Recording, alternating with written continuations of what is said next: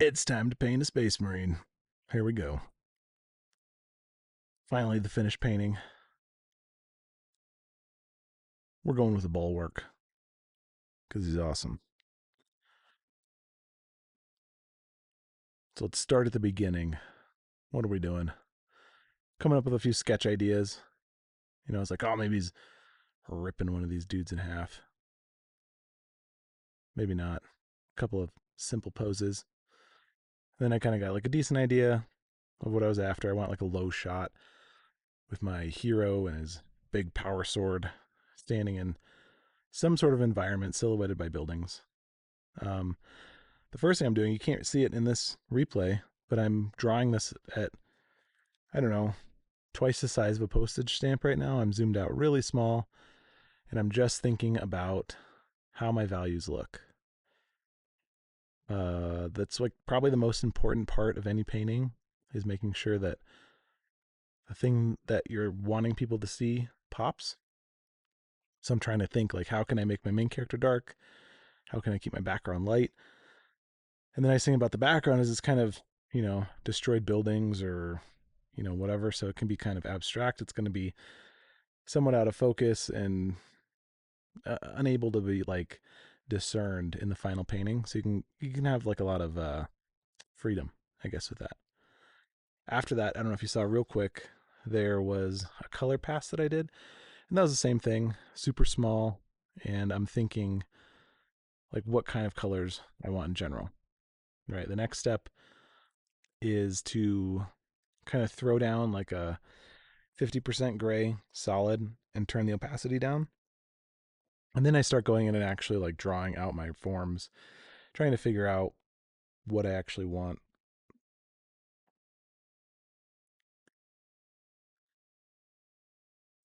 And then I went and turned it all grayscale. And at this point, I'm like, all right, I'm happy with my drawing. So I'm going to separate my main character from my background. That's what that pink thing was.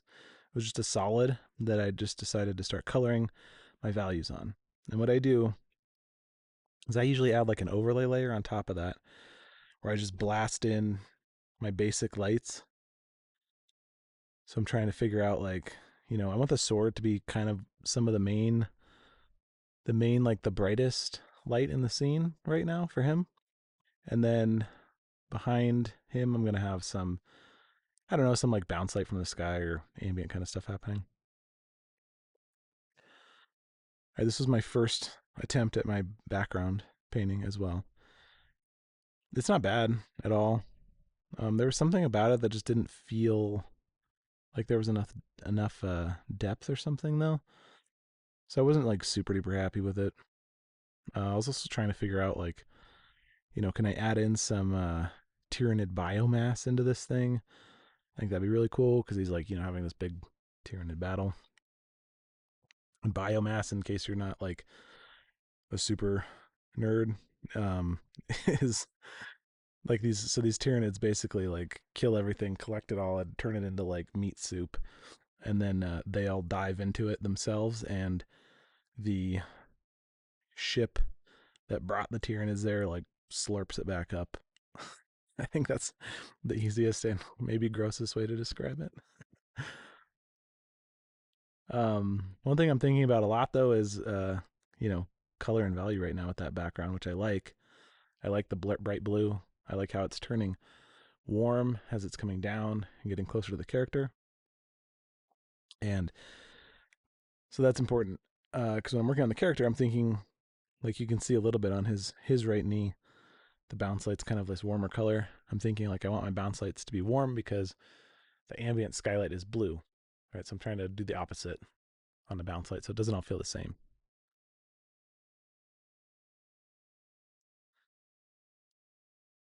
And I'm still really just kind of roughing in the main character. Like I'm adding some details and starting to think things through, but I'm not committing to small details. For the example, like the pauldron just has like this kind of smear of gold paint on it. It doesn't have the fully rendered detail of like a skull and all that stuff. And like on his chest, the skull with the wings, it's in there roughly, but it's gonna get painted over and redone in a cleaner way also.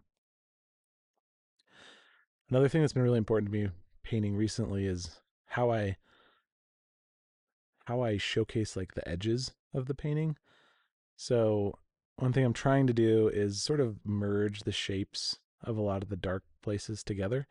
I think by default, my main my brain, and I think a lot of people are the same way, where they try to, you know, show everything. It's like you've drawn it, why can't you just show it all, right? And maybe that's part of the problem when you're drawing line art in, is you want to be able to showcase all of it.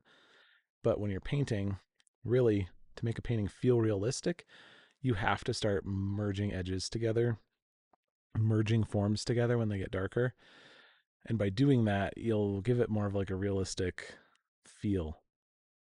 And it's also a little bit more interesting for your eye. So like if you're, I mean, you're trying to paint all this detail and it kind of feels backwards, because then you're like, well, I'm just going to sort of smudge all this stuff out and, see how it goes. So you can see I erased the um the quill on the chest. I'm repainting the helmet for a couple times here. This time I'm sticking with the standard Space Marine helmet, and then the pauldron wasn't doing it. Um, See, and initially I was like, oh, those Bulwark pauldrons are cool with like the extra layer around them, the extra rim on the edge. So I knew I wanted a power sword because I really been playing a lot of Space Marine 2, and the power sword's pretty sick. And I also wanted it for the lighting.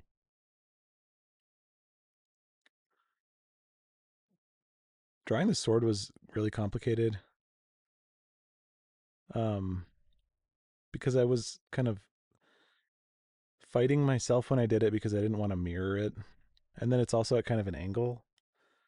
And I was just weirdly too lazy to mirror it. And then I was like, well, I should be mirroring it. And then I'm like redrawing it 3 times. And it's one of those things where if I would have just stopped to think about it, I would have drawn it straight on. And then I would have put it into perspective. So, all right, here I am in my second background attempt. And the real reason here is I wanted the area behind the sword dark, but I want the area behind the Space Marine's head to be light.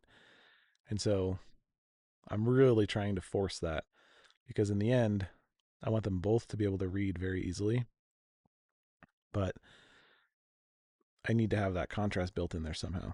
So,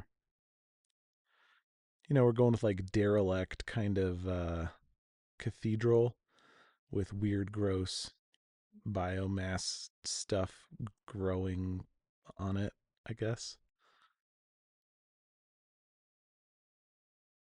And the other side, I mean, it's pretty abstract, right? You can tell it's some type of concrete building stuff. Could be interior, like it feels kind of cavernous, which is cool too. Um, all right, so here, this is one of my other videos when I actually painted that in real time. But using the mirror function in Art Studio is great. Makes things work very well. I think we're almost at the time where I decide like, no, we need that Bulwark helmet. That's what sold me, because I really like the look of it. Yeah, here we go. That faceplate, I mean, it feels like so medieval. It's awesome. And we add in the kind of the cloth and the larger pauldrons, which those are also super tricky to paint. I mean, I feel like Space Marines maybe are like one of the hardest things to paint, just in terms of the shapes are like bulky but like round, and so in perspective they can get really weird. And I feel like I repaint them everything everything a lot in this. That's all right. Maybe I should have better line art, but I don't know. For me, sometimes if I just repaint a shape, like a big block of a shape, it's a lot faster than line art, and it makes my brain can like kind of see it better sometimes. Just depends. I'm thinking about that sword being a main light source. You can see on the cloth I added like kind of a cast shadow from his leg.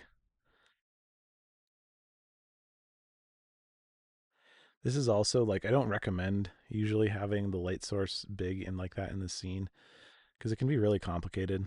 Um, and it can be difficult to make it look correct. Usually that sort of light should be like a tertiary light source, right? Like thinking about a bigger, stronger light source generally makes more sense. And I guess I'm kind of doing that with like a little bit of the ambient light as well. But I knew it was going to be kind of challenging when I started it too. All right, on to the Tyranid soup down below. The key to this, I'm not really painting anything. Like if you look at it, like what am I painting? I'm painting one Tyranid in the front, and I'm referencing. I got some model reference up and stuff that I'm looking at, and I'm really not even focused on a lot of the proportions or anything. What I'm focused on is the shape language, right? In the head, you have kind of those three holes or a few of them. You have the silhouette of the skull with the horn. And then if you look at the rest of the stuff, it gets so abstract, right? I have the right colors, a little bit of the shape language sprinkled throughout, and like that's it. I didn't draw anything else. The rest is just like chunks and abstraction, because your brain really just needs to be able to recognize, like, it needs a hook. Because if I didn't draw that one in the front, you'd be like, I don't know what any of this is. It doesn't make any sense. It's just like weird, gross looking stuff. But you just need a couple of pieces that look legit, and then the rest of it can be kind of shapes and stuff that just help your composition. So yeah, there's basically two heads. There's a couple of claws that look good, and the rest you can't really see. All right, so now we're kind of coming down to it. I was hesitant to add in the shield because I had spent time drawing the arm, I didn't want to cover it, but I knew it was the right choice. So I'm putting the shield in, and I also put some bright light behind him, which is going to act as, I'm going to turn it into like fire. And that'll also act as a way to separate my focus and kind of outline my main character. So I'm always thinking about silhouette and readability. What do I want to read? What do I want to fade together? For example, like the shield and the leg, they're just the same color, pushed together, very low detail, because they're not the focus, right? They need to exist, but they don't need to look great and draw attention, and it's actually better if they don't. So one of the last steps here is I'm just adding, some blood spatter and stuff to the character, and I start that on a separate layer, either a multiply or regular, and then I flatten it down. I flatten everything, especially on personal pieces. Like I have a background, I have my Space Marine, and I have the Tyranid. So I basically have like 3 layers as I'm flattening stuff down. Oh, and probably another, like an additive layer on the sword. But that's it. I try to keep it as simple as possible. Now, when I'm doing commercial work, that can be different, because you might need more changes. But the final steps are adding, some overlay on the outside to kind of darken the edges, throwing in the fire, and then a little bit of color dodge at the end there, and that's all she wrote. All right, guys. I hope you enjoyed this painting process and seeing some longer videos as well. Let me know what you think. Like, subscribe, do all that nonsense, and I'll talk to you in the next one.